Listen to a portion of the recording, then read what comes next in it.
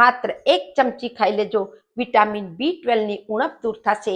એ કઈ વસ્તુ છે એની હું તમને ટૂંકમાં જાણકારી કરાવીશ.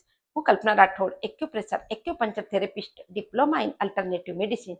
જ્યારે આપણા શરીરમાં વિટામિન B12 ની ઉણપ થાય છે ત્યારે આપણે થાક, કમજોરી, અશક્તિ, નબળાઈ લાગે છે, કામ કરવાની ઈચ્છા નથી થતી, સ્ટ્રેસ, ટેન્શન અલગ થઈ જાય છે અને એની બાદ હાથ અને પગમાં આપણે કહીએ ઝંઝનાટી, શૂન્ય પણ આવી જાય છે, ટિંગલિંગ જેને કહે છે.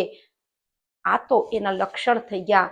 હવે કઈ વસ્તુ તમને લેવી છે એની માટે જે અત્યારે જેની સીઝન છે, જેને આપણે કહીએ છીએ કેરી.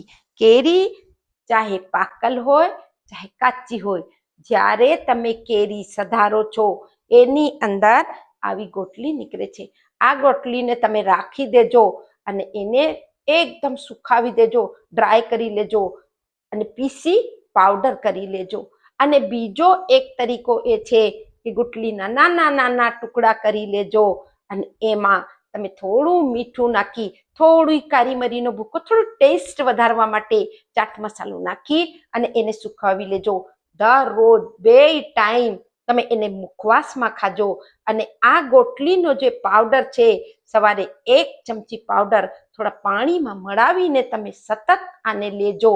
અને મુખવાસ જે વર્ષોથી આપણે કહી શકીએ વડીલ બુજુર્ગ 100 વર્ષ પહેલા પણ આનો ઉપયોગ કરી સ્વસ્થ અને નિરોગી રહેતા હતા, ત્યારે B12 ની કોઈ માહિતી ન હોતી, પણ લોકો આ રીતે B12 ની પૂર્તિ કરી લેતા. વધુથી વધુ લોકોને શેર કરો, કારણ કે અત્યારે કેરીની સિઝન છે અને એ ગોટલીને સ્ટોર કરીને પાવડર કરીને મુખવાસ કરીને ઉપયોગ કરી શકે છે. સ્વસ્થ રહો, મસ્ત રહો, ખુશ રહો. નમસ્કાર.